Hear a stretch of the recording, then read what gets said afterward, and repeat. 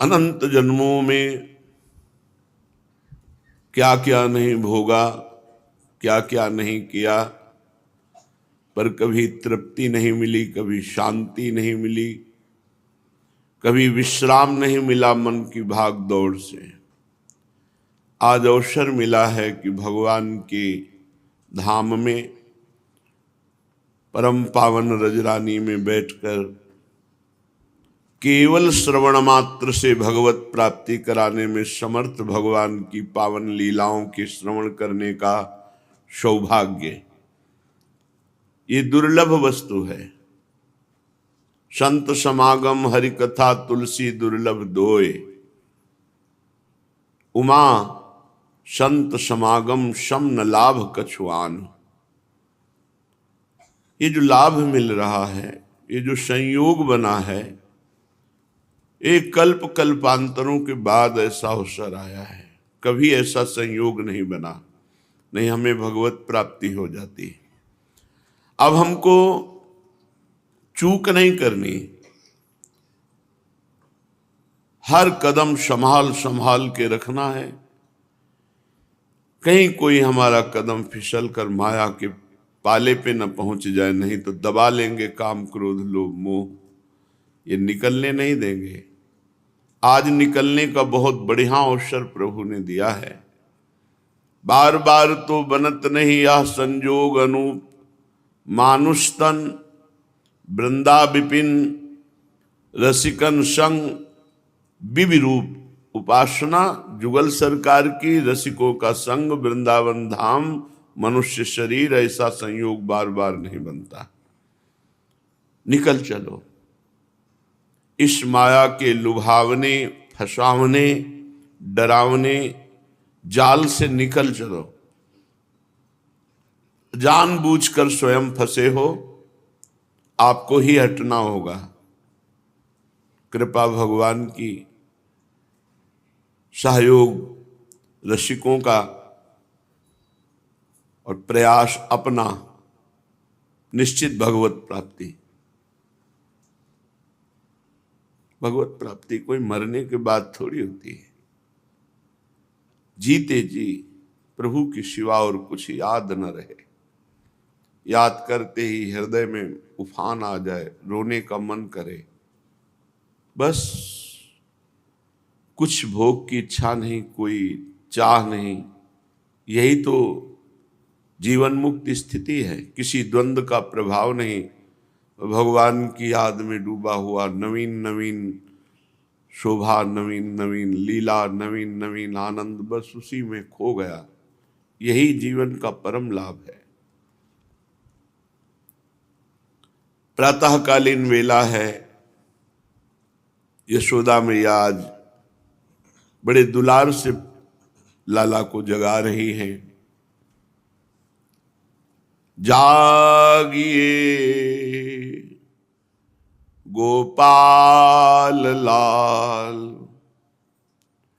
आनंद निधि नंद बाल। जागिए गोपाल लाल, आनंद निधि नंद बाल। जसुमती कहें बार बार, भोर भयो प्यारे, भोर भयो प्यारे। जागिए गोपाल लाल, आनंद निधि नंद बाल। नैन कमल दल विशाल, हे प्रीति बापिका मराल। मदन ललित बदन ऊपर, कोटि बारी डारे। भोर भयो प्यारे, जागिए नंदलाल। जागिए गोपाल भोर भयो प्यारे। मैया नित्य की दिनचर्या लाला को जगाती हैं, सुंदर अनुकूल जल से मुख पर क्षालन करती हैं, कोमल वस्त्र से पोंछती हैं, सुंदर भोग पवाती हैं। बस मैया की एक ही दिनचर्या है, लाला जहां खेलने भागे तो पीछे पीछे कहीं कुछ लाला को अनिष्ट ना हो जाए, कोई अनिष्ट ना कर दे। खुद इतना ज्ञान नहीं लाला को, कहीं कोई अपना अनिष्ट खेल में ना कर ले। एक दृष्टि लाला पर रहती है, थोड़ी थोड़ी देर में बुला के भोग पवाना और बस खेलने निकल जाना। इधर जन्म जन्म की दरिद्रता, दुख और अशांति मिटाने वाले प्रभु जहां नंदालय पर विराजमान है, एक फल बेचने वाली अपने घर से चलती है। केला, बेर, पीलू, नारंग, थोड़े से सेव, बहुत गरीब है। टोकरी में फल लिए है। प्रातःकालीन वेला से चली, कोई खरीदा ही नहीं। एक विशाल पीपल का पेड़ देखा, नीचे बैठ गई। वृद्ध शरीर, गरीबी से शरीर कमजोर है, पाने के लिए भी वही जो फल बेचने से बचे सो, और फल कई दिन के पुराने फल हैं, कोई ताजे फल थोड़ी है। कौन खरीदे? वो बेचारी वृद्धा 10-20 फल टोकरी में रखे हुए, सफेद बाल हैं, पीठ एक जैसी है। फल ले ले, फल पुकारती है, कोई लेने वाला नहीं। पसीना आता है, वस्त्र से पोंछती है। पीपल के नीचे बैठे सोच रही, अगर आज फल नहीं बिके तो हमारे बच्चे, हम क्या खाएंगे? क्योंकि उसी से अन्न धान लेकर के भोजन होता है। मध्याह्न हो चुका, किसी ने एक फल नहीं लिया। अरुणोदय से चली थी, प्रातः काल से गलियों में आवाज लगाते, कोई फल ले ले, फल। ब्रज की गलियों में फल ले ले, फल पुकार रही है। बहुत बहुत गोप शिशु खेलते हुए आते हैं, ए मैया फल देगी, क्या है तुम्हारे पास? फिर हंसते हुए चल देते। किसी खरीदने वाले ने मैया से नहीं पूछा कि क्या फल बेच रही है, विनोद कर दिए। वो बड़ी निराश है। आज फल जरूर बिकना चाहिए, नहीं बिकेगा तो कई दिन से भोजन नहीं हुआ परिवार में, और यही 10-5 फल हैं, यही से जो बिक जाए तो अन्न। फल विक्रेणी के मुख में निराशा है। सोचने लगी, क्या आज का भी दिन ऐसे ही जाएगा भूखे? पता नहीं मेरे भाग्य में क्या लिखा हुआ है। ऐसे ऐसे गरीब लोग हैं। अब तो थोड़ा आधुनिकता बढ़ रही है, गांव घरों में भी नहीं, हमने देखा है चने का जो फ्री खेतों से साग मिलता है और ज्वार की रोटी, वो भी भरपेट नहीं, और बैल जैसी मेहनत करते हैं। बहुत मिट्टी की छोटी छोटी दीवार, छप्पर, उसके नीचे वास करते हैं। फिर हिम्मत आई, नहीं नहीं, निराशा न कर। पता नहीं क्यों एक आज आनंद की लहर सी छा रही है, नहीं तो निराश होकर लौट जाती। दोपहर हो गया, सुबह से किसी ने नहीं खरीदा।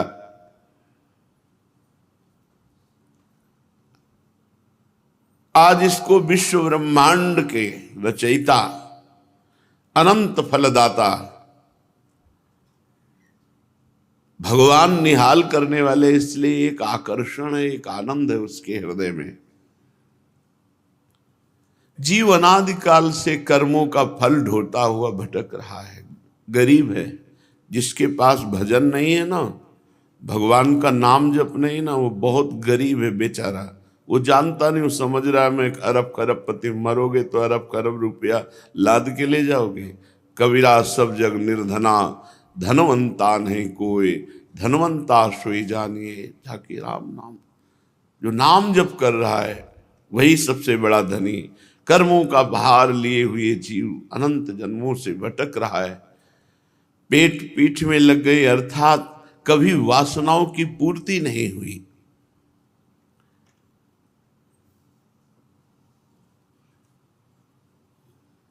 बड़ा करुण विषय होता है जब जीव के पास कोई आश्रय नहीं होता और खाने पीने की अव्यवस्था, व्यवहार की चिंता, ये बड़ी दुर्दशा है। जिनके पास धन है उनके पास वासनाओं की दरिद्रता है, इतने भूखे भोगों के, वासनाओं के कि राक्षसी बुद्धि अंदर पनपती है। अब वो धीरे धीरे नंदालय की तरफ बढ़ी, खींचा, कृपा ने खींचा उसको, बहुत भटक लिया, आओ। जैसे अपने लोगों को कृपा ने खींचा, संसार समुद्र से हटाकर भगवान का मार्ग दिखाया, भजन का अवसर दिया, सत्संग दिया, ये खींचा प्रभु ने। अनादि अनंत काल से जिस फल के लिए हम भटक रहे हैं, जिस सुख के लिए, वो केवल श्री भगवान है।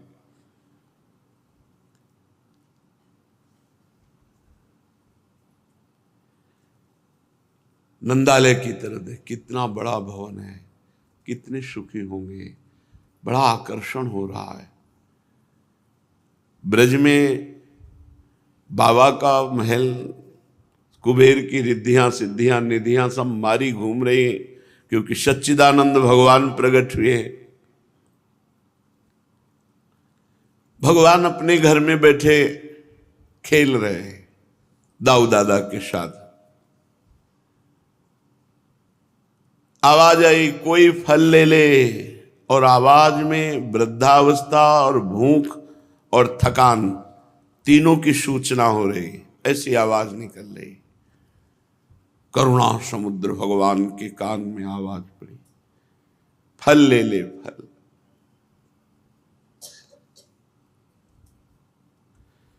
श्री कृष्णचंद्र जी विकल हो गए।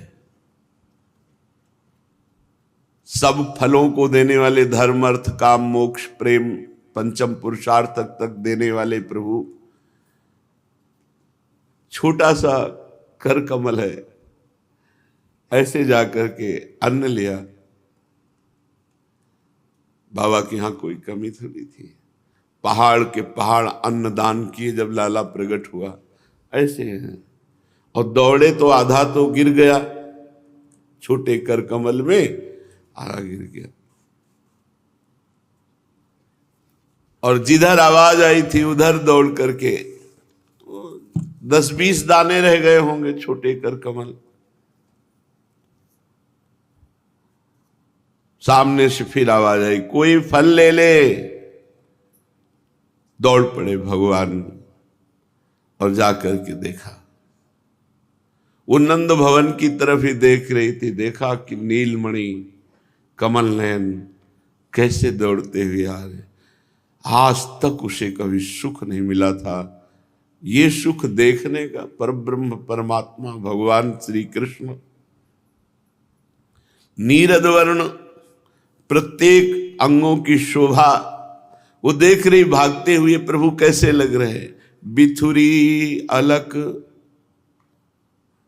ऐसा लग रहा है, कपोल नील कमल के समान, और घुंघराली हल्के ऐसे लग रहा है कि भंवरे मडरा रहे हैं, बड़े कुंचित केस।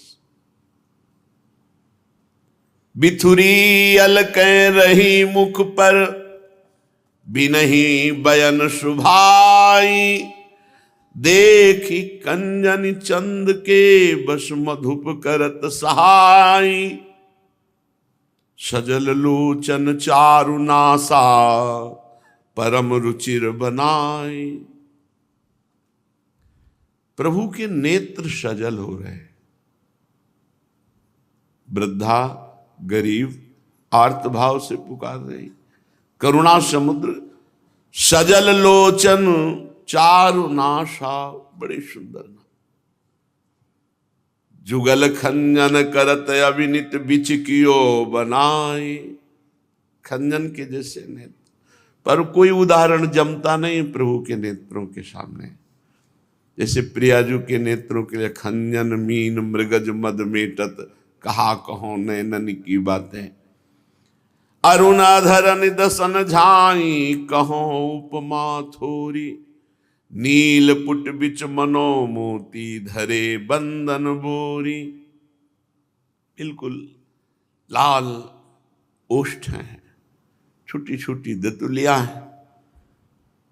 ऐसा लगता है कि मोती को बंधन से रंग कर, अधरों की लालिमा श्वेत दंत पंक्ति पे पड़ती है तो उसमें अरुणिमा दिखाई दे रही। नील पुट बिच मनो मोती, धरे बंदन बोरी। अरुण अधर निदसन झाई, कहो उपमा थोरी। सुभग बाल मुकुंद की छवि बरनिका पे जाए। भ्रकुटी पर मसी बिंदु सोहे, सके सूर न गाय। मैया ने काला तिलक भी ऐसे रख दिया है, नजर न ले। बड़ा अद्भुत बाल रूप। छवि देखकर फल वाली तो बैठ गई, हिम्मत नहीं रही खड़े होने। टोकरी से फल उतारे, बस रूप देख रही प्रभु का। प्रभु ने, मैया तू फल बेचती है, अमृत मानो कानों में डाल दिया हो, बाह्य चेतना आई। सच्ची कहते हैं, ये जरा सा रंग चढ़े ना प्रभु के भाव का, सब नरक तुल्य लगता है, सब नरक तुल्य। बस एकांत में बैठे रोते रहो, उनको देखते रहो, उनकी ही बात। बस इससे बड़ा परमानंद है ही नहीं। ये जन्म जन्म के जब सुकृत एकत्रित होते हैं तब ये सौभाग्य प्राप्त होता है। देखो कैसा सौभाग्य प्राप्त हुआ। बेचारी फल बेचने वाली, कहाँ गरीब कहाँ मलिन। कितना बड़ा सौभाग्य। अनंत ब्रह्मांडों के स्वामी प्रभु हाथ में कुछ अन्न के कण लेकर के, मैया मुझे फल देगी। सबको फल देने वाले प्रभु। वो तो मैया शब्द सुनते ही चेतना विहीन सी हो गई, जड़ सी हो गई, जड़ता संचारी भाव। प्रभु ऐसे खड़े मैया की तरफ चितवन में।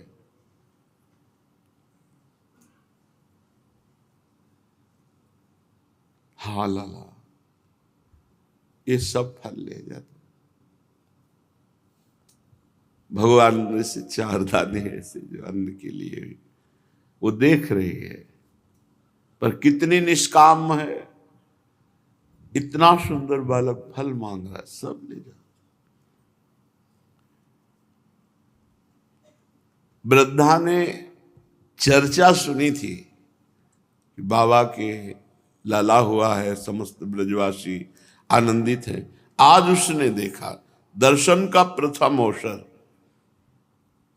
अतृप्त नयनों से भगवान को देख रही, प्राण कंपायमान हो रहे आनंद से। अरे कंपायमान, चलना मुश्किल, बोलना मुश्किल, देखना मुश्किल, बस डूब जाओ, ऐसा ये महारस है। कौन रस बाढ़े जहां बोली बोई भारी। रस घन मोहन मूर्तिम, विचित्र केली महोत्सवोल्लसितम।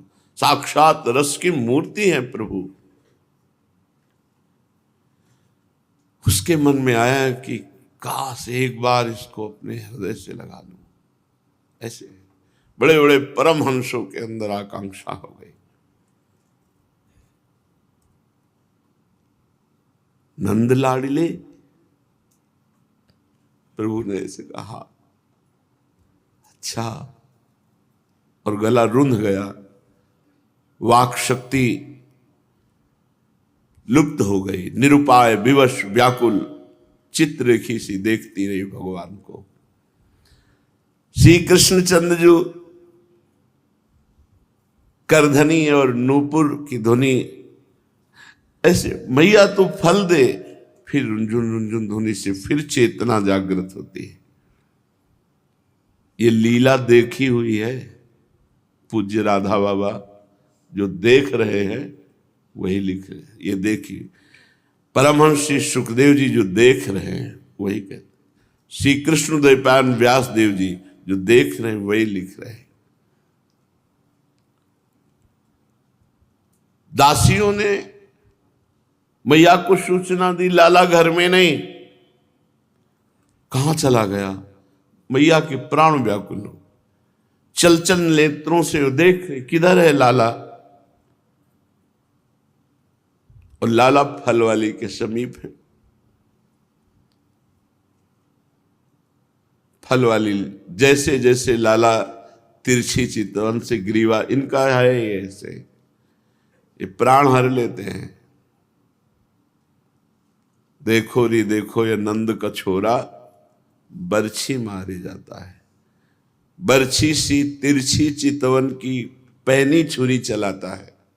वो हमको घायल देख बेदर्दी, ये मंद मंद मुस्काता है। तो इसकी मुस्कान क्या करती है? मानो घाव पे नमक डाल रही हो।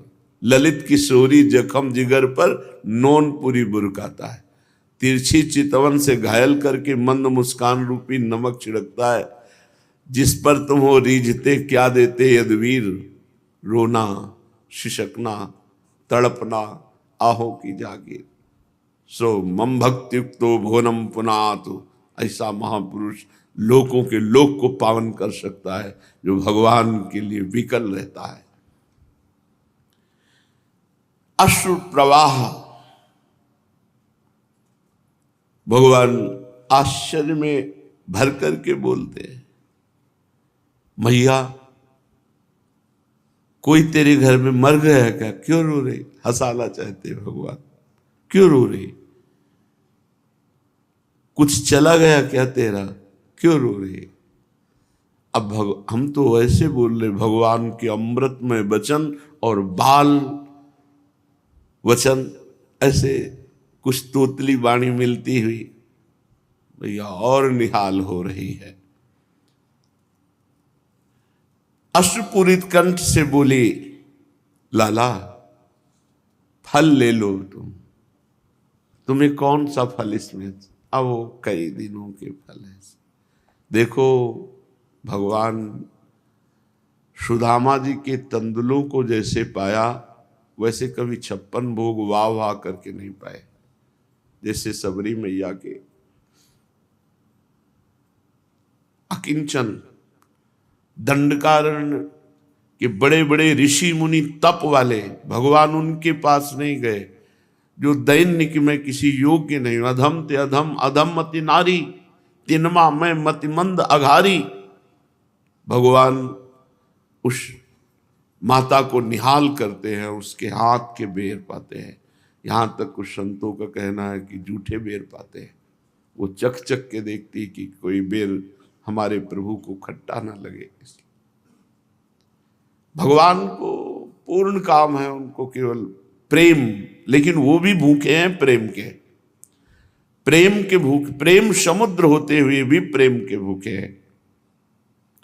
उसने अश्रुपूरित कंठ से कहा, लाला तू फल ले ले। भगवान ऐसे करते ही केश कुंतल राशि मंडित सिर को हिला देते। अच्छा, पुनः भगवान की उस चेष्टा को देख करके फिर वो भाव समाधि में हो जाते। ये भाव का विषय। भगवान ने मस्तक हिलाकर कहा, हाँ लेंगे। ये जो भगवान का ऐसे करना, फिर वो भाव में डूब गई।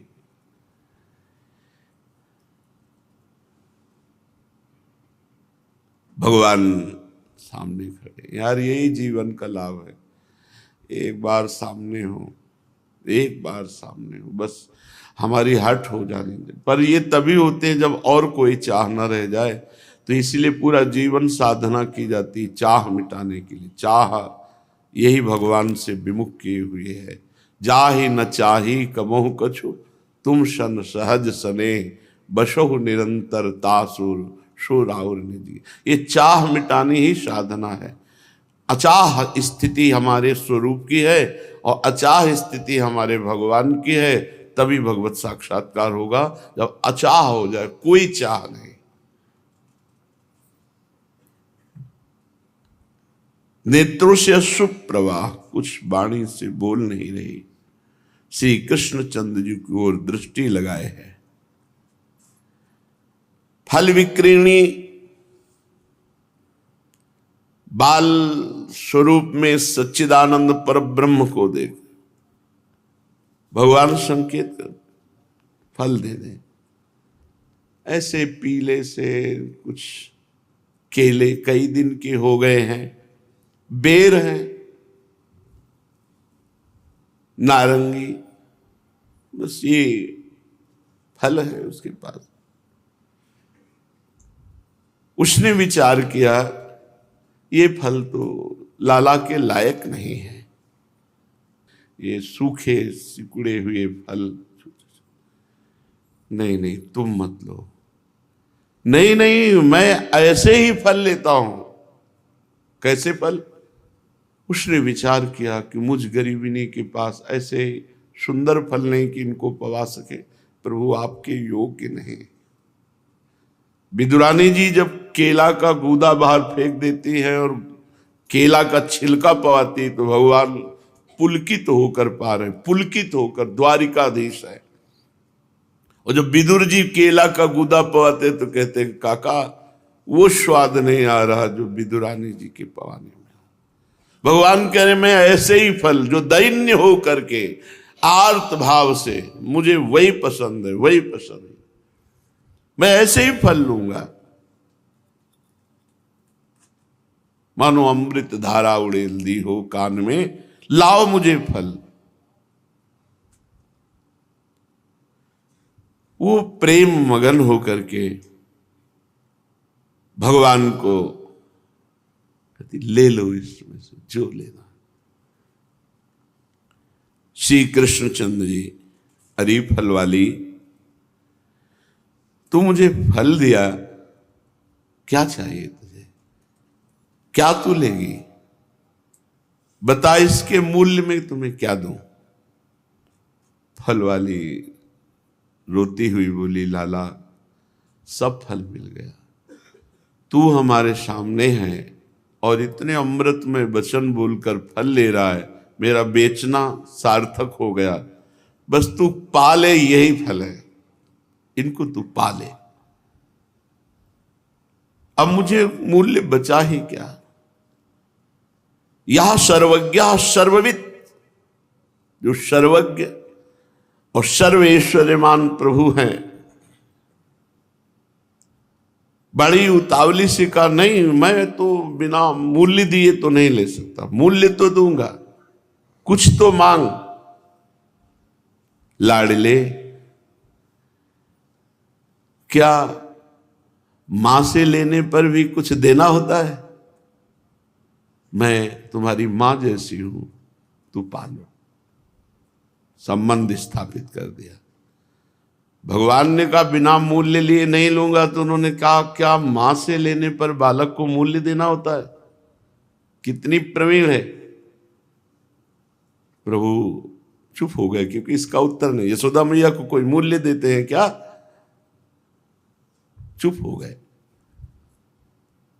फल वाली जब ऐसा बोली तो भगवान श्री कृष्णचंद्र जी, री मैया तू कैसी बावरी है, मैया मुझे मिष्ठान पवाती, नवनीत पवाती है, मैं उसके बदले में उन्हें कुछ नहीं देता, और ना वो कभी बेचती है। लेकिन मैया तू तो बेचने निकली है ना। फल वाली के नेत्रों में अपने नेत्र मिला करके, और वो जो 4 दाना लाए बचे हुए थे कुछ, ऐसे टोकरी में डाल दे। अनंत ब्रह्मांडों का स्वामी, सर्व सामर्थ्यशाली, ईश्वर संपन्न भगवान, वो 4 दाना अन्न ही विभिन्न रत्नों के रूप में, और ऐसे रत्न कि कभी भी खत्म ना हो। और अंदर एक रत्न दिया प्रेम और रूप का रसाशो। उसके नेत्रों में नंद नंदन बस गए, हृदय प्रेम से लबालब, और टोकरी रत्नों से भरी हुई। फल विक्रीणी तस्य च्युत धान्यम करद्वयम फलैरपूरयद रत्नई फल भंडार मपूरिच। वो 4 दाने क्या अन्न के डाल दिए, टोकरी रत्नों से भर गई। और वो टोकरी ही नहीं, फलई भंडारम अपूरिच है। चाहे जितना खर्चा करे कभी वो रत्न खत्म होने वाले नहीं है, इससे बढ़ते रहेंगे। और भगवान ने कहा कि इतना ही फल नहीं है, जब तेरा शरीर छूटेगा तब तू मेरे परम धाम को प्राप्त होगी। बड़े भाव से भरकर अगर एक सेव भी हमारे भगवान ने गीता जी में कहा, पत्रम पुष्पम फलम तोयम ये में भक्ता प्रेक्षति। बहुत जल्दी रिझवार ठाकुर सेवा से बहुत जल्दी रिझ जाते हैं। बस भाव में भरकर मेरे प्रभु, मेरे स्वामी, मेरे हृदय आराध्य, जल पिला दो, कोई फल, कोई पत्ता, कोई पुष्प, इतने में वो परम पद देने के लिए तैयार, परम पद। लेकिन भाव, पुत्र कुत्र लब्धानि तानि मानि, मेरे लाला इतना रत्न कहां से आ गया, मेरी टोकरी भर गई। इंद्र नीलमणि मुस्कुराए और भाग पड़े मैया की तरफ। फल विक्रीणी तो लुट गई, लुट गई। प्रभु ने उसका मन चुरा लिया, चित्त चुरा लिया। वो एक श्लोक है, ब्रजे वसंतम नवनीत चोरम गोपांगना नाम च दुख। हाँ, अनेक जन्मार्जित पाप चौरम चौराग्रगण्यम पुरुषम नमामि। धन्य है अवतार लीला में कैसे कैसे निहाल कर रहे हैं। फल लेकर के गए, मैया ने कहा फल कहां से लाए, सूखे सूखे। काचिदाचित फला धान्यानि मूल्यमादाय धन्यामयी चानुकूल्यमाधाय समर्पितवती। मैया एक फल वाली वृद्धा आई थी और मैंने यहां से अन्न लेकर उसको दिया, और उसने कहा टोकरी से जितने फल लेने हो ले लो। तो ये फल हम लेकर के चले आए। मैया, नहीं नहीं, ये फल सूखे हुए तेरे लायक नहीं। नहीं मैया, मैं यही पाऊंगा। देखो, प्रभु को प्रेम, प्रभु को भाव, भाव का भूखा हूं मैं, और भाव ही एक सार है। भाव से मुझको भजे तो भाव से बेड़ा पार है। भाव बिन सुनी पुकारे मैं कभी सुनता नहीं, भाव पूरित टेर ही करती मुझे लाचार है।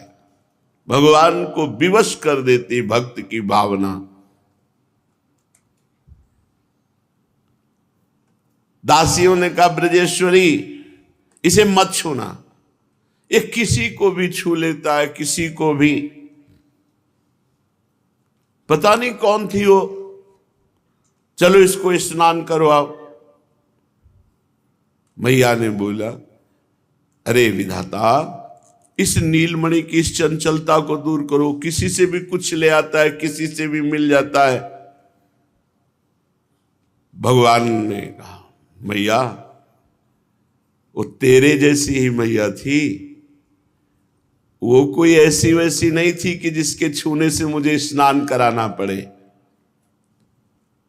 और मैया के गले लग गए। इसी समय समस्त सखा वृंद आते हैं। भगवान अपने समस्त सखाओं से कहते हैं इतने स्वादिष्ट फल हैं, सब लोग मिल करके पाओ। जो 2-4 फल उस भगवान की ऐसी झगुलिया में आए थे, सब सखागण फल पाते हैं।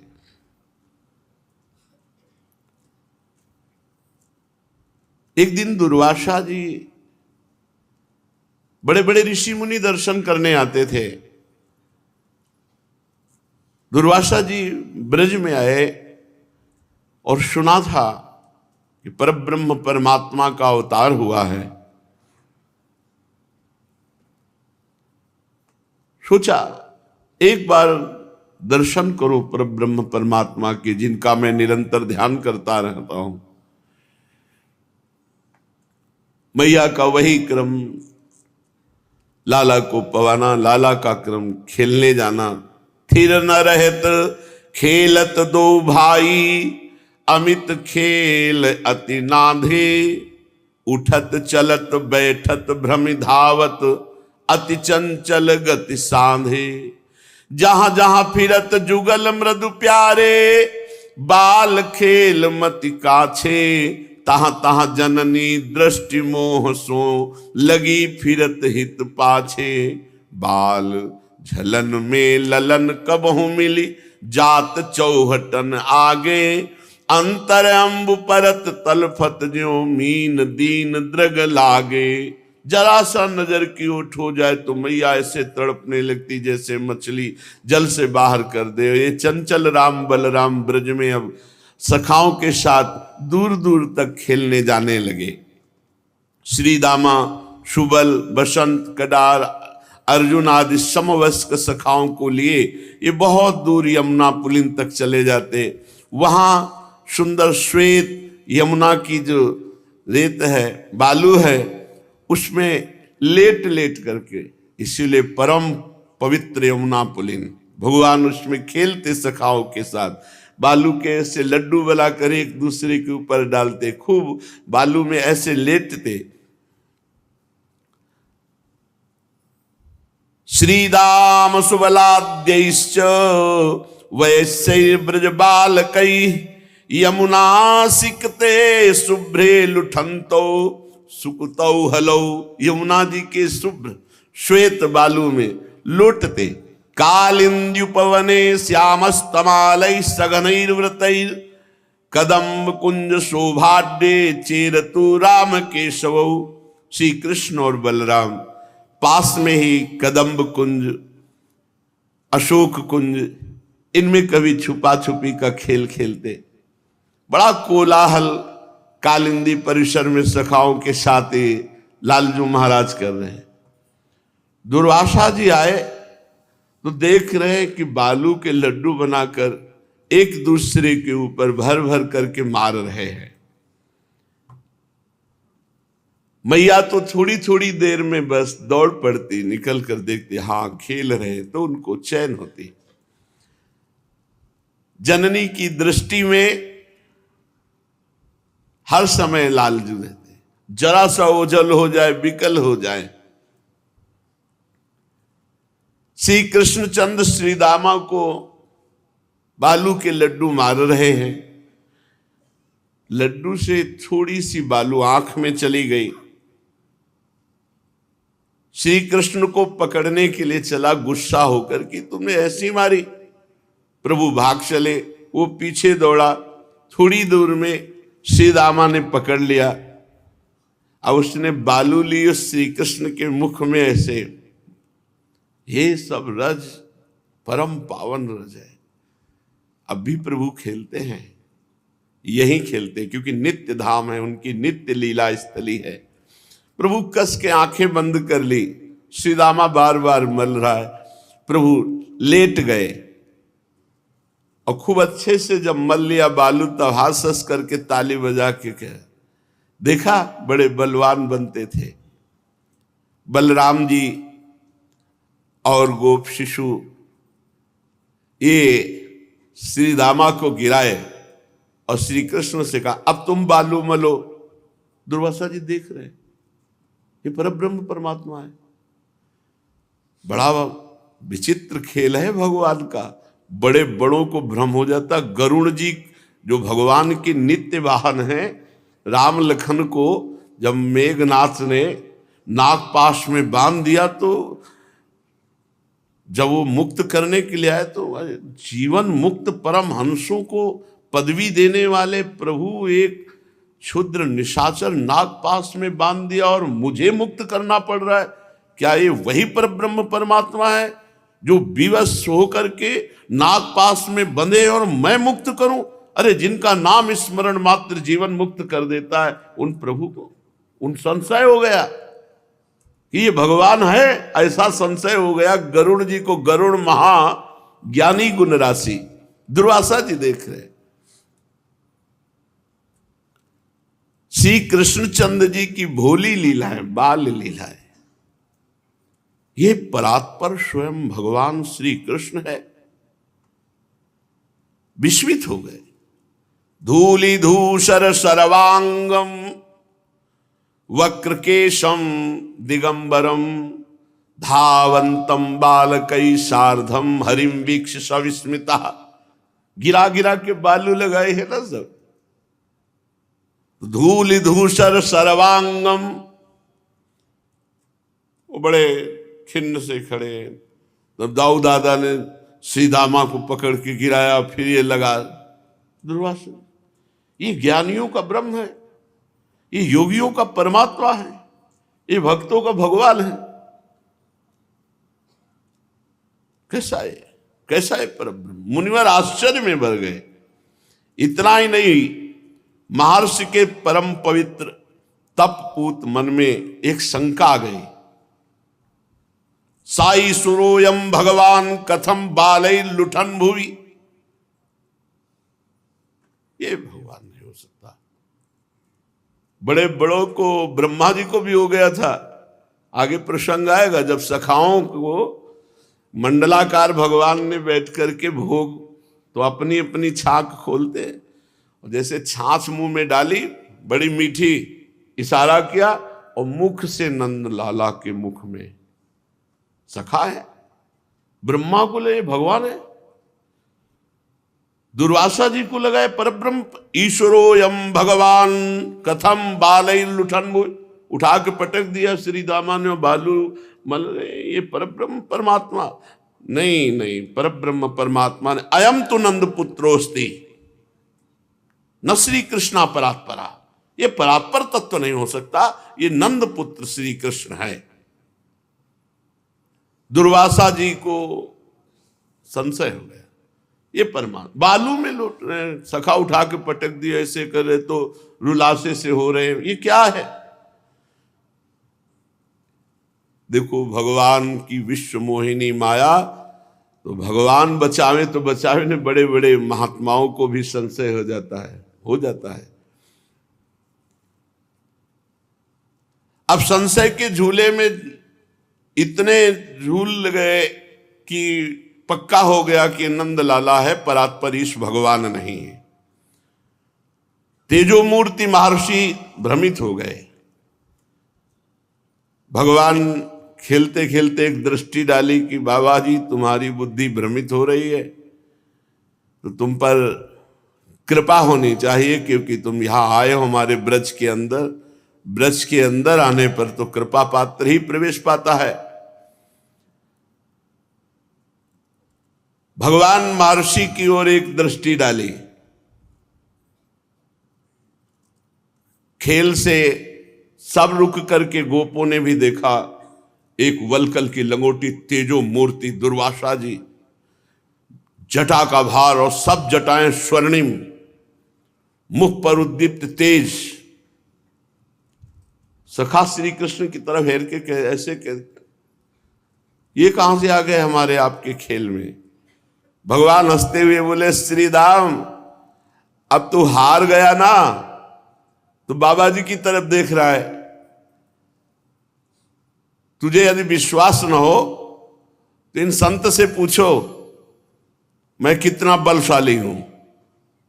ये करते हुए भगवान महर्षि की तरफ मुस्कुराकर, सखा मंडली पीछे पीछे, गंभीर मुद्रा में संशय दृष्टि से दुर्वासा जी देख रहे भगवान श्री कृष्ण को। श्री कृष्ण चंद्र जो समीप आए, जे भी समीप आए, भगवान ने एक दृष्टि ऐसे दी से कंपायमान पूरा शरीर दुर्वासा का, आंखों से आंसू चलने लगे। अब दुर्वासा ने देखा दिव्य ज्योतिर्मय भगवान श्री कृष्ण का स्वरूप, तेजोमयी। महर्षि की आंखें चौंधिया रही। अत्यंत निकट जाकर कहा, संत जी मेरा खेल देखोगे या देख करके अभी कुछ समझ में आया? अच्छा बताओ, ये श्रीदामा हारा या हम हारे? महर्षि जी काठ की पुतली की तरह खड़े। भगवान जब दृष्टि में दृष्टि डाली, दिखाई दे रहा अनंत ब्रह्मांडों का स्वामी, अनंत तेज, रोम रोम में कोटि कोटि ब्रह्मांड। सामर्थ्य नहीं रह गई कि खड़े रहे दुर्वासा जी, बैठ गए बालू। श्री कृष्णचंद्र जी दौड़ कर गए और दुर्वासा जी को स्पर्श किया। बताओ बाबा, मैं जीता या मेरा मित्र श्रीदामा? महर्षि बोलने की सामर्थ्य खो दिए। प्रभु ने कहा, भाई सखाओ से तुम ही बुलवाओ, मौनी बाबा से लगते हैं, ये बोल नहीं सकते क्या?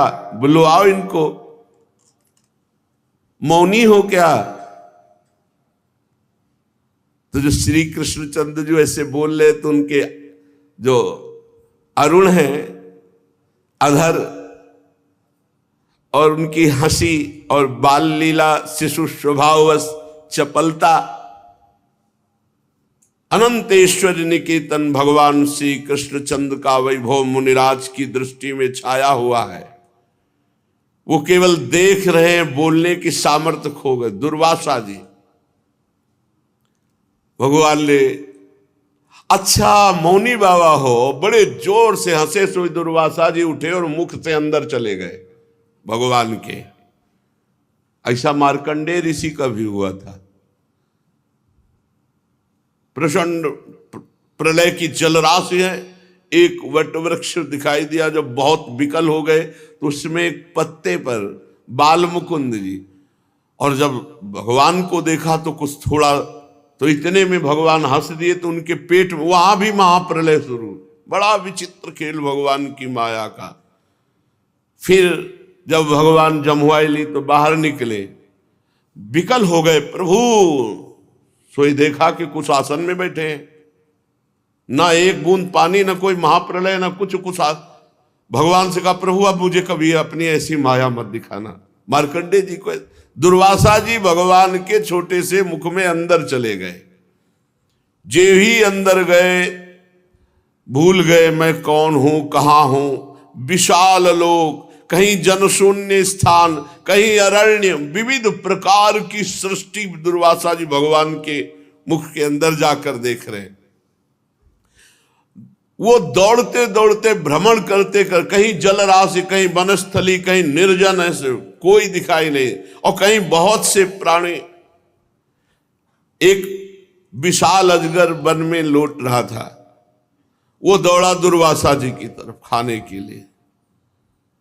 उसने पकड़ा, निगल गया, पर पता नहीं क्या आया, फिर उगल दिया।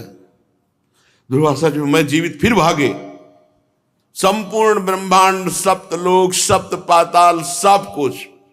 ओह, भ्रमण करते करते श्वेत पर्वत पर पहुंच गए, और वहां सोचा कि मैं तपस्या करूं, जिससे पुनः मैं जहां था वहां पहुंच जाऊं। तप करते करते न जाने कितना समय व्यतीत हो गया। 7 कोटि वर्ष हो गए, 7 कोटि, 100 करोड़। प्रलय उपस्थित हुआ, सागर की उत्ताल तरंगे सबको डुबो दिए, कहीं स्थल रहा नहीं, जल ही जल, महान जल। उस जल में दुर्वासा जी डुबकी लगा रहे। फिर धीरे से एक तरंग उनको किनारे लाई। 1000 युग बीत गए उस जल में। 100 करोड़ तो बीत गए तपस्या, 1000 युग ऐसे। फिर एक तरंग घसीटी तो बीच में ले गए, फिर वो उसी जल में डूब रहे हैं। कभी होश आता है, कभी बेहोश हो जाते हैं, सब कुछ जल में। फिर एक छिद्र दिखाई दिया, उस छिद्र में प्रवेश किया, वहां गए तो बड़ी दिव्य सृष्टि। ये स्थान कौन सा है? इस ब्रह्मांड के शिरोदेश में अवस्थित लोक कौन सा है? एक ब्रह्मा की आयु पूर्ण हुई, 2 परार्ध। ये अभी मुंह में अंदर गए, 2 परार्ध हो गए उनको भटकते हुए, घूमते हुए।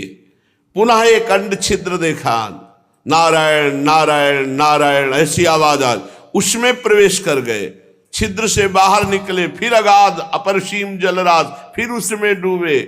करोड़ों बार ऐसे हर ब्रह्मांड में महाप्रलय। फिर विरजा के तीर पहुंचे, दिव्य पराग इंद्र नीलमणि मरकतमणि श्यामंतक मणि दिव्य रुचक कौस्तुभ मणि, ये सब दिव्य मणियां श्वेत हरित रक्तवर्ण दिव्याति दिव्य रत्न समूह माणिक्य। ये अब थोड़ा सांस आई। विरजा नदी के सत्संग समन्वित देखा। फिर गिरिराज गोवर्धन को देखकर विशेष शांति मिली। फिर सुंदर सुंदर वृक्ष श्रेणी, कल्पतरु लता, कामधेनु। फिर गिरिराज जी के समीप ही वृंदावन, 9 पल्लवों से सुशोभित चंदन मंदार चंपक की कुंज की कुंज, चंदन की कुंज, चंपा की कुंज, मंदार की कुंज, कितना सुंदर वृंदावन। आम्र नारंग पनस ताल नारिकेल जंबू बदरी खरजूर गुवाक जंबीर कदली श्रीफल दाड़िम वृक्षों की पंक्तियां, प्रियाल साल अश्वत्थ नितंब शालमली, बड़े सुंदर सुंदर कुंज निकुंजे। फिर नजदीक देखा श्री पावन यमुना जी, और यमुना जी के समीप कुंज कुटीर मणि मंदिर, हरिद्राभ मणिमय हीरक खचित कपाटों से विभूषित। फिर वहां से लीला शक्ति ने वृषभानुपुर बरसाना, वहां देखा पंचम द्वार देव भानु से संरक्षित, अगर चंदन कस्तूरी कुमकुम द्रव से देव भानु के अंग चर्चित, कंठ में कदम्ब पुष्पों की माला धारण किए हुए श्री लाडली जी के महल का दर्शन कर रहे हैं। वृषभानु जी की शोभा, महल के द्वार पर पुष्पों का तारण, बड़ा सुंदर महल, बड़े सुंदर सुंदर पल्लवों से सुशोभित, बड़ी सुंदर सुगंध आ रही है। बड़ी सुख मिला दुर्वासा जी को। 12 त्रयोदश पंचदश षोडश ऐसे द्वार हैं, और सब में कोटि कोटि गोपांगनाएं महलों में सेवा में लगी हुई हैं। असंख्य कोटि सूर्य एक साथ उदित हो, ऐसी एक महल की शोभा है। उस महल को देख करके जब उनकी दृष्टि गई तो देखा अनंत बिजलियों की कांति, विश्व मोहन सौंदर्य। दुर्वासा जी हतप्रभ हो गए कि आज तक इनकी छाया को छू सके ऐसी त्रिभुवन में हमने सुंदरी नहीं देखी। दुर्वासा जी को देखकर कुछ मंद मुस्कुरा दिया लाडली जी ने। बस वो मुस्कुराहट अनंत ब्रह्मांडपति गोलोकपति के मुख से प्रवेश जो किए हुए थे दुर्वासा जी, उनके हृदय पर। अभी श्री जी के रूप सौंदर्य का पान ही कर रहे थे कि अचानक बाल गोविंद के मुख से बाहर आ गए। जब बाहर आए, ये क्या अनंत ब्रह्मांड, क्या क्या क्या क्या पूरा सब देख डाला, वृंदावन गोवर्धन बरसाना सब। भगवान फिर वही बालू का पिंड लेके श्रीदामा की तरफ मारते और बोले, संत जी हम जीते या श्रीदामा जीता? दुर्वासा जी कांप गए। प्रभु हम तो नंदलाला समझे थे, अब समझ में आया। हे नाथ, आप परात्पर ईश्वर हैं। हे श्री कृष्णचंद, ये कल्पों बीत गए, मुझे कल्पों बीत गए आपके उदर में देखते हुए, मुख विवर में प्रवेश किया तो कल्पों। मुनि अंजलि बांध ली, सिर झुका लिया और भगवान श्री कृष्ण के अनंत ऐश्वर्य को नमस्कार किया।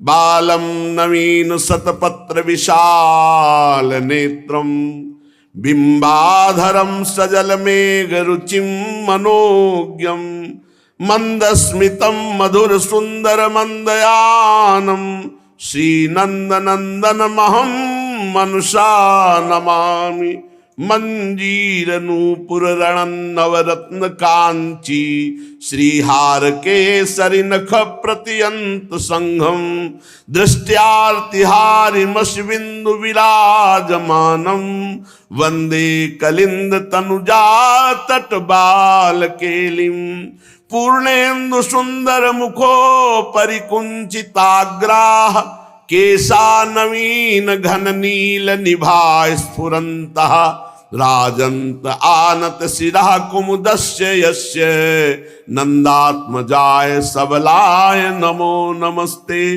बार बार मुनिवर के नेत्रों में अश्रु, बार बार भगवान के चरणों में प्रणाम करते हैं और नमस्कार करके दुर्वासा ये जान गए कि यन्नाम श्रुति मात्रेण पुमान भवति निर्मलः सा तीर्थ पदा किं वा दासा नाम अवशिष्यते। आहा, जिनके मंगलमय नाम को सुनने मात्र से प्राणी निर्मल हो जाता है, उन भगवान का जो दास बन जाए फिर उसको क्या। दुर्वासा जी कृतकृत्य हो गए कि आज मुझे साक्षात परब्रह्म परमात्मा के दर्शन हुए। भगवान माखन चोरी लीला करते हैं।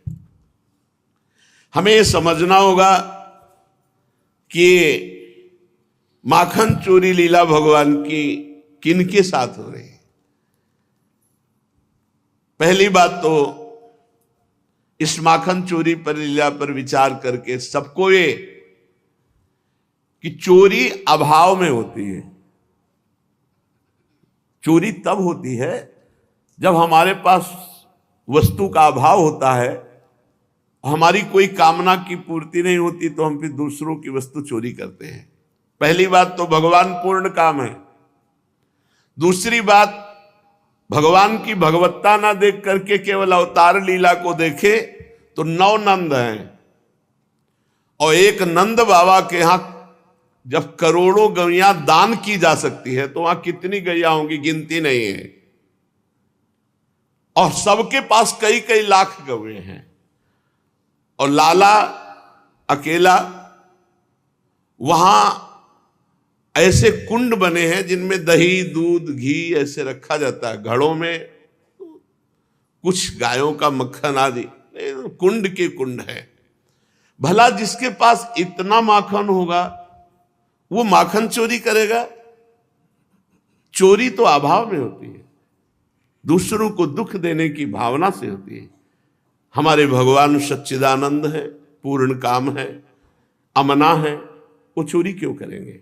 या गौर से सुनिए इस प्रसंग को।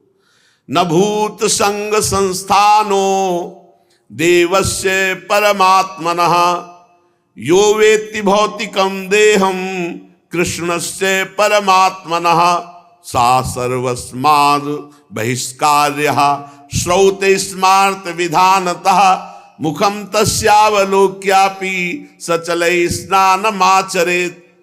भगवान श्री कृष्ण का श्री अंग सच्चिदानंद है, सच्चिदानंद रूपाय। भगवान का शरीर हमारा जैसा पांच भौतिक नहीं है। भगवान मां के गर्भ से कभी प्रकट नहीं हुए, पहले अपना भगवत रूप दिखाया फिर बालक रूप बन गए हर अवतार में। भगवान श्री कृष्णचंद्र जी को जो पांच भौतिक शरीर वाला मानता है उसके सारे कर्म नष्ट हो जाते हैं। जो पुण्य है, श्रौत स्मार्त कर्म सब नष्ट हो जाते हैं। वो इतना पवित्र हो जाता है कि मुंह देखने लायक नहीं, सचैल वस्त्र स्नान करना चाहिए जो भगवान को पांच भौतिक शरीर मानता है।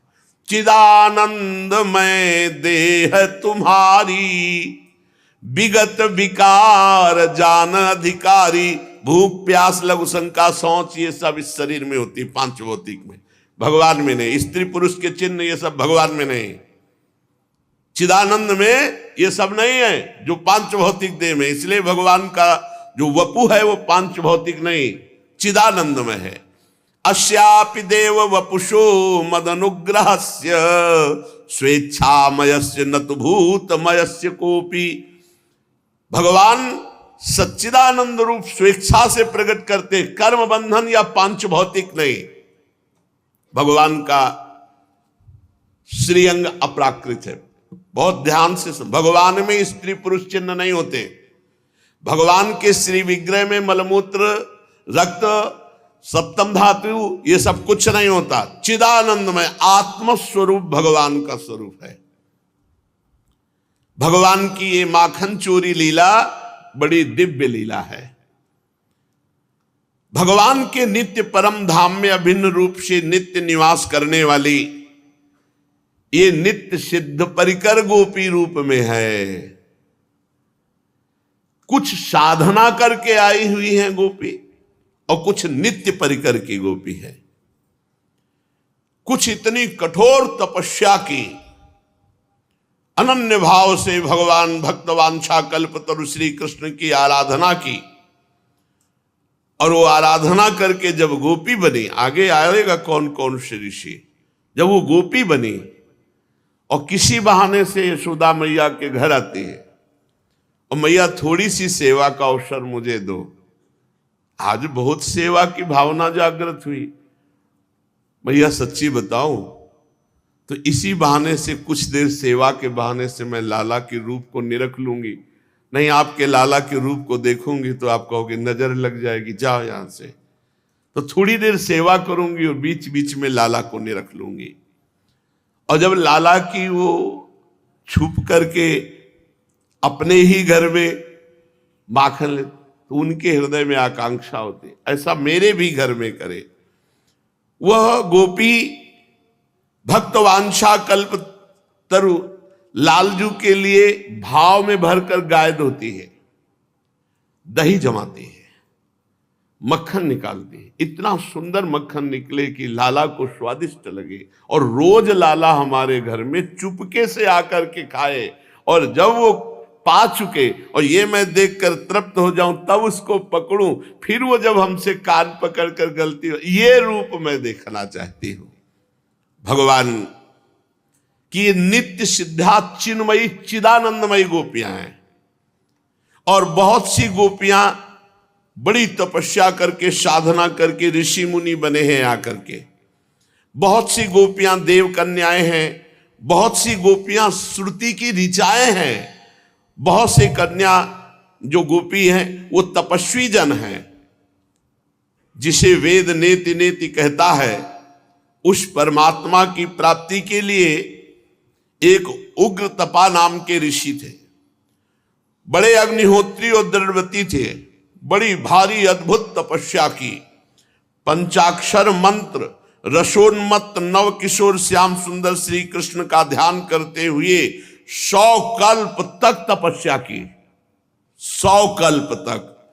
तब वो सुनंद गोप की कन्या सुनंदा गोपी के रूप में जन्मे। उग्र तपा 100 कल्प तक पंचदशाक्षर मंत्र रसोन्मत्त श्याम सुंदर का ध्यान करते हुए 100 कल्प के बाद वो सुनंदा नाम की गोपी बने। सत्य तपा नाम के मुनि सूखे पत्ते खाकर दशाक्षर मंत्र का जाप और श्री राधा किशोरी के हाथ को पकड़कर नाचते हुए श्री कृष्ण का ध्यान करते हुए 10 कल्प के बाद सुभद्र नामक गोप की कन्या सुभद्रा गोपी हुए। सत्य तपा नाम के ऋषि। हरिधामा नाम के एक ऋषि थे, वो निराहार रहकर केवल वायु पीकर क्लीम इस काम बीज का मंत्र जाप करते हुए माधवी मंडप के नीचे कोमल पत्तों की सैया में युगल सरकार शयन किए, ये ध्यान करते हुए 3 कल्प के बाद सारंग नाम के गोप के घर रंगवेणी नाम की गोपी के रूप में जन्मे हरिधामा नाम के ऋषि। जाबाली नाम के एक ब्रह्म ज्ञानी ऋषि थे।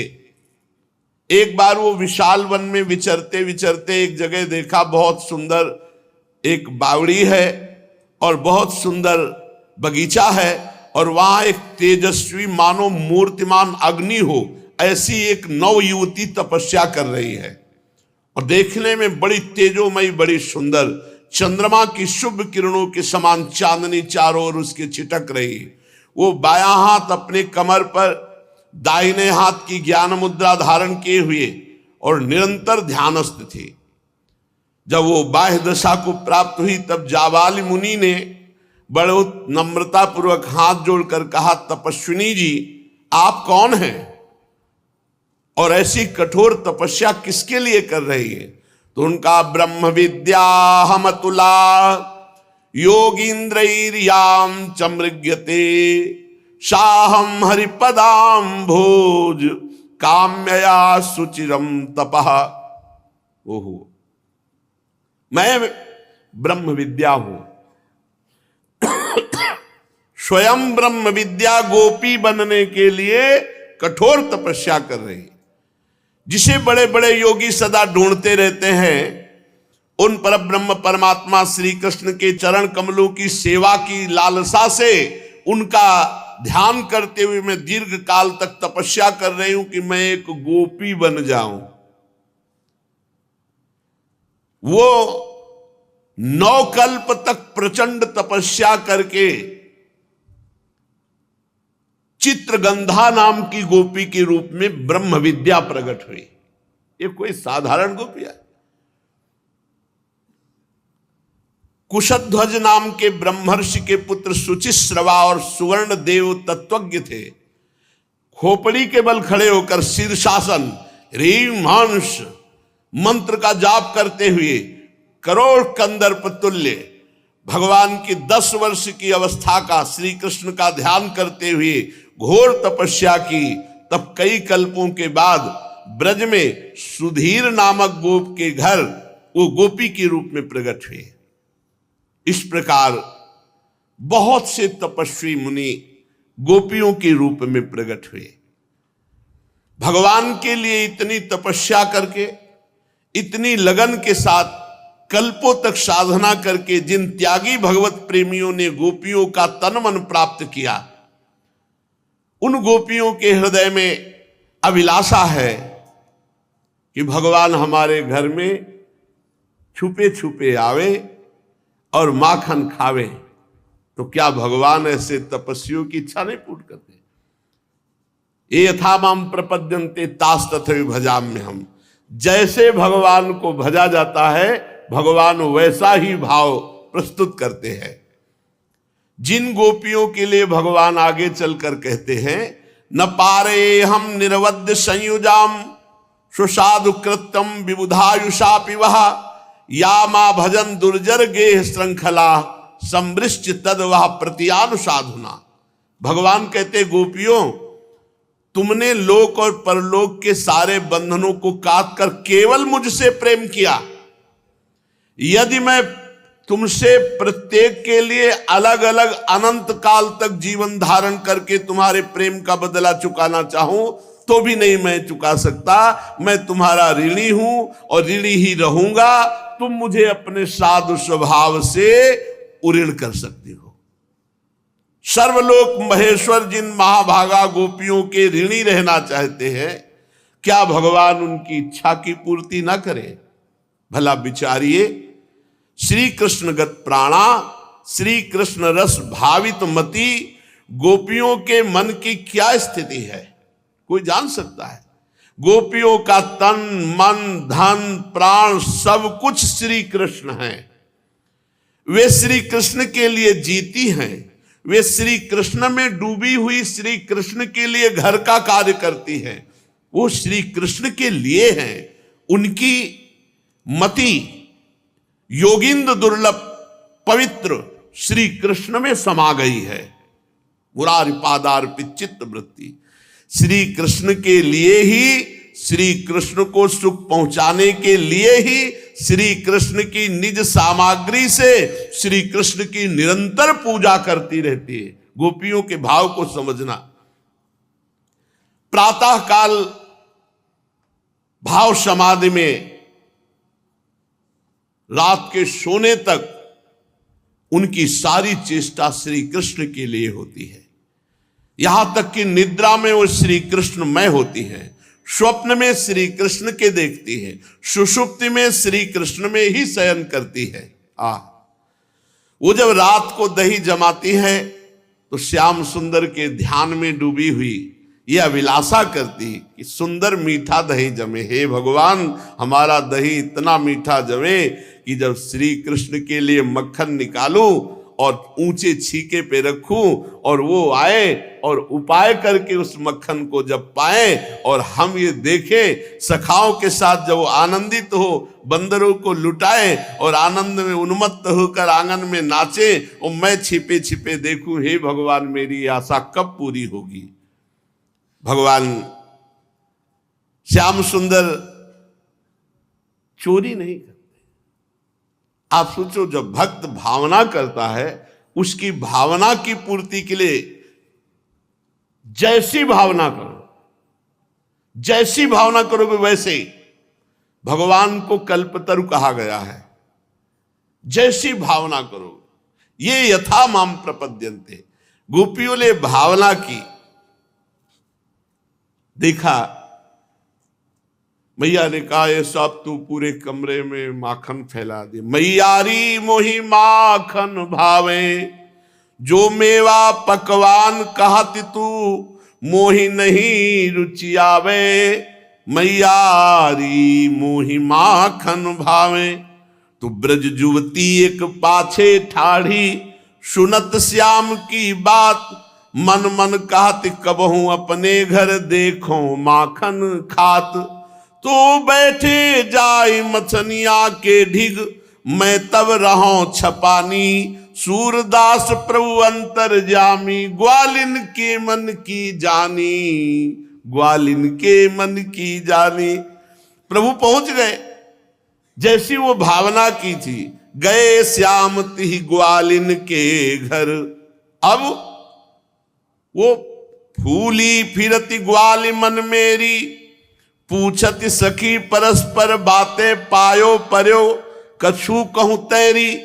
तो पुलकित रोम रोम गदगद मुख बानी, कहत न आवे। ऐसो कहा आहि सो सकरी, हमको क्यों न सुनावे। जब भगवान गए उसके मन के अनुसार ऐसे माखन खाया, लुटाया। वो फूली बावरी सखी प्रेम में तो दूसरी पूछती क्या पाया जो तू इतनी फूली हुई है। कहते कैसे बताओ, सब कुछ मिल गया, नंद नंदन ऐसे ऐसे आए। अब वो कामना करती मेरे भी घर आवे ऐसे कभी प्रभु उसके घर भी जाते। तन न्यारा जी एक हमारो, हम तुम एक रूप। सूरदास कहे ग्वाल सखिन, सो देखियो रूप अनूप। अलूप रूप देखा, आहा कैसा महासुख है। ये तो केवल भाव के चिंतन में वो खुशी से फूली फूली आनंद में समा रही। तो सखियां पूछती गोपियां, अरे तुझे कहीं कुछ बड़ा धन मिल गया क्या, इतनी फूली क्यों है। वो प्रेम विवल होकर रोम रोम उसका खिल रहा है, गदगद कंठ है, मुंह से बोल नहीं निकल रहे, आंखों से आंसू निकल रहे। सखियों ने कहा सखी ऐसी क्या बात है, हमें सुनाती क्यों नहीं। हमारे तो शरीर ही दो हैं, हम सब तो एक ही है ना, भला हमारे से छिपाने की कौन सी बात है। तो उसके मुंह से केवल इतना निकला, मैंने आज अनूप रूप देखा है। जैसे सिया जी की एक सखी जनकपुर की जो वाटिका में फूल लेने गई पूजा की, तो जब राम जी को देखा तो विकल होके भाग के आई। जानकी जी और सखिया पूछती क्या देखा तूने, तो कहा बस देखने योग्य है, एक बार देख लो, देखने योग्य है एक बार। तो ये सखी कहती है कि देखो रूप अनूप, आज जो लीला देखी, आज जो रूप देखा। अब जितनी सहेलियां थी सबके मन में कामना हुई कि प्रभु मेरे घर आवे। एक एक दिन में 10-10 घर में निमंत्रण है, ये चोरी नहीं है, ये निमंत्रण। प्रभु मेरे घर आवे, ऐसे ही छुप कर आवे, ऐसे ही सखाओं के साथ प्रभु दधी की कीच मचावे। तो ब्रज घर घर प्रगटी यह बात। हर ब्रजवासी के घर में है हमारे घर प्रभु आए, हमारे घर। क्या हमारे घर आएंगे?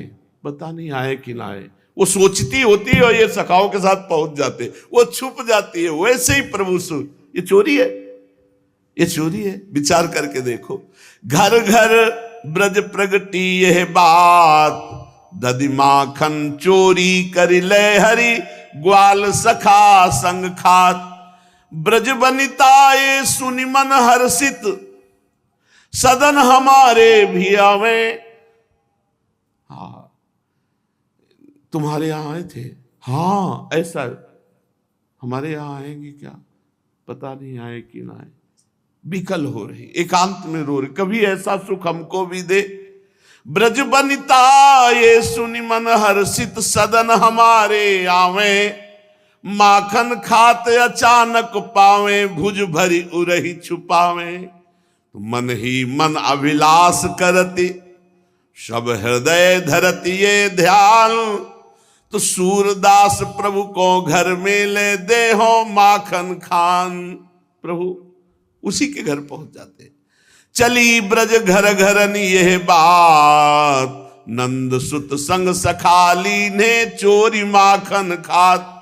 को कहत मेरे भवन भीतर अबहि पैठे धाई, को कहत मोहि देख द्वारे उतहि गए पराई। को कहत की भांति हरि को देखो अपने धाम, हेरी माखन देऊ आछो खाई जितनो श्याम। को कहत मैं देख पाऊं धरि धरो अकवार, को कहत मैं बांध राखो को सके निर्वार। सूर प्रभु के मिलन कारण करत विविध विचार, जोरी कर विधि को मनावती पुरुष नंद कुमार। रात में गोपियां एक कामना करके पूरी रात चिंतन करती, आज जो दही जमाया सुंदर माखन बने, लाला मेरे यहां आवे। प्रातः काल दरवाजा केवल लगा देती, सिटकी नहीं लगाती, दरवाजा खोल के सहज में आवे और दरवाजे की दूसरे दरवाजे की आड़ में बैठकर बात। नहीं आएंगे क्या? आज नहीं आएंगे हमारे घर में। वो विकल हो जाती। इतने में देखा कि कृष्ण बलराम सखा निहाल हो गई, एकदम छुप गई। कोई कोई गोपी प्रातः काल जल्दी जल्दी दही मत कर माखन निकाल कर ऊंचे छीके पर रखती है और विधाता से कहती है कि मेरे प्राण धन श्याम सुंदर आवे और इस माखन को खावें। कहीं ऐसा ना हो कि वो दूसरे के घर में चले जाएं और मेरा ये जो मनोरथ है ये खाली रह जाए। श्याम सुंदर की प्रतीक्षा में व्याकुल होती, मन ही मन सोचती, हाँ इतना समय हो गया, लालन क्यों नहीं आए, इतनी देर क्यों हो गई। मुझे लगता है मेरे इतने भाग्य कहाँ की लालन आकर के हमारे यहाँ माखन पाए। तो आज रात्रि से मैं जो मनोरथ कर रही हूं, जो प्रभु के लिए मैं तड़प रही हूं, क्या प्रभु नहीं आएंगे? हो ना हो यशोदा मैया ने रोक दिया हो। अरे उनके क्या कमी है, लाखों गौएं उनके पास हैं, माखन की क्या कमी है? नहीं, वो कृपालु हैं, वो मेरे घर आएंगे। आहा, इसी विचार में वो आंसू बहाती है। इतने क्षण में देखती है कि दरवाजा खुलता है। दरवाजा खुलता है और समस्त सखाओं के साथ प्रभु श्री कृष्ण उसके घर पधारते हैं और उसकी सारी अभिलाषा को पूर्ण करते हैं। प्रथम करी हरि माखन चोरी, ग्वालिन मन इच्छा करि पूरन, आप भजे ब्रज खोरी। मन में यह विचार करत हरि, ब्रज में घर घर सब जाऊं, गोकुल जन्म लियो सुख कारण, सबका माखन खाऊं। सबके घर भोग लगाओ। ये भोग लग रहा है भावना के अनुसार। बाल रूप जसुमति मोहि जाने, गोपिन मिल सुख भोग। सूरदास प्रभु कहत प्रेम सो, ये मेरे ब्रज लोग।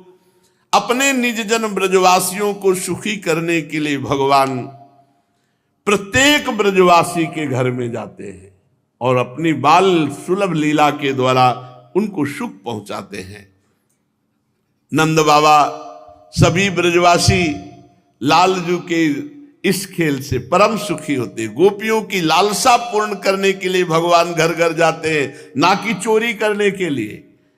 ये माखन चोरी कही जाती है, पर यह अत्यंत प्रेम लीला, सच्ची अत्यंत प्रेम लीला है। प्रभु के घर में माखन की थोड़ी कमी है।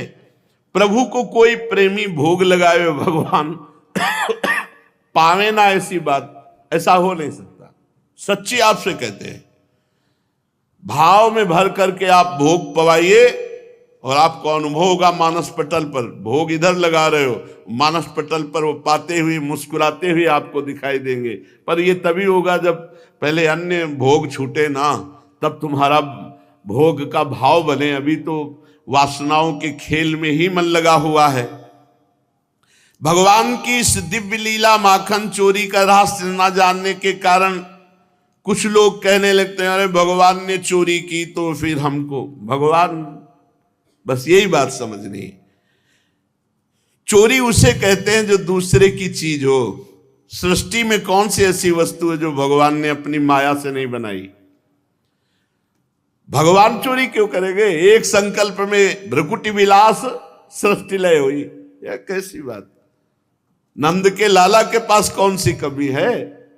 9 भाई हैं और भावे के पास सोचो, जो करोड़ों गौएं दान कर सकता है उसके घर में कितना माखन होगा। भगवान श्री कृष्ण अपने ही घर में माखन का पहाड़ है, समझो कितना खाएंगे। लेकिन गोपियों की भावनाओं की पूर्ति करने के लिए भगवान जैसी वो भावना करते हैं वैसे प्रभु लीला करते हैं। इसलिए ये जो माखन चोरी लीला है, ये प्रेम लीला है। भगवान की विशुद्ध प्रेम भावना में भरकर गोपी लोग भोग लगाती है। भगवान वैसे सखाओं के साथ जाते हैं, वैसी लीला करते हैं। शेष चर्चा आगे। श्री राधा वल्लभ लाल की।